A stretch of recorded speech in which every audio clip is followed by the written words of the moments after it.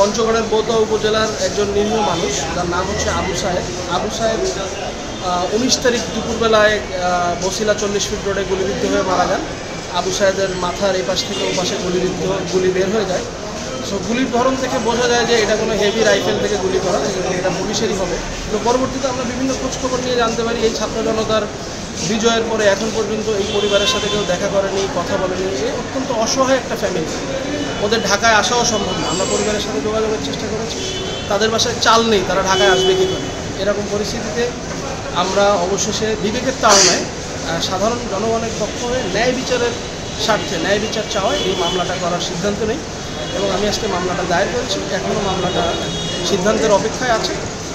আবু সাইদ সম্পর্কে যদি একটু বলতে হয়, আবু সাইদ হচ্ছে গিয়ে এদেশের একদম খেটে খাওয়া সাধারণ মানুষ, যার সাথে ছাত্র আন্দোলন অথবা পুলিশের বিরুদ্ধে জ্বালাও পোড়াও অথবা শেখ হাসিনার বিরুদ্ধে স্লোগান কোনো কিছুই ছিল না। একদম সাধারণ একজন মানুষকে, নিরীহ মানুষকে পুলিশ গুলি করে হত্যা করেছে শেখ হাসিনার নির্দেশে। কেন শেখ হাসিনার নির্দেশে?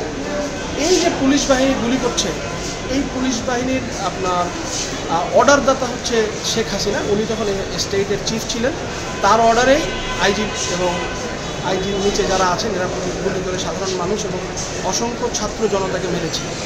ওবায়দুল কাদেরের এখানে ভূমিকা হচ্ছে এই শেখ হাসিনার বক্তব্যের পরে ওবায়দুল কাদের সাহেব বিভিন্ন রকম উস্কানি দিয়ে এই পুলিশকে আরও বেশি গুলি করতে উৎসাহিত করেছেন এবং বিভিন্ন সময় নির্দেশনা দিয়েছেন, যার অডিও ভিডিও ফুটেজ এবং ক্লিপ আপনারা ইউটিউব, ফেসবুক বিভিন্ন জায়গায় দেখতে পাবেন। মামলার আসামি তদন্ত সাপেক্ষে আরও বাড়বে। এই মুহূর্তে আমরা শেখ হাসিনা, ওবায়দুল কাদের, স্বরাষ্ট্রমন্ত্রী এবং এই প্রোটোকলে যারা আসেন সিনিয়রদেরকে মামলার আসামি করা হয়েছে। পরবর্তীতে হয়তো আরও স্পেসিফিক পুলিশ তদন্তের পরে জানা যাবে যে কার গুলিতে কীভাবে কার অর্ডারে এটা হয়েছে।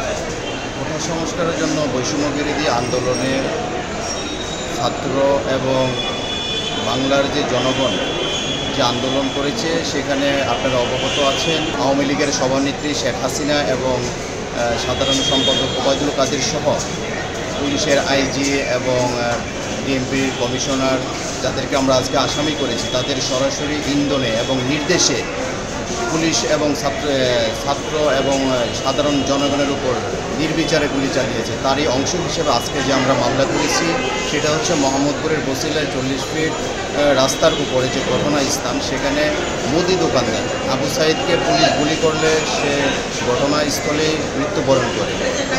তারই আজকে মামলার যে SM আমির হামজা, উনি মামলার বাদী হয়ে আমরা আদালতে মামলা দায়ের করি।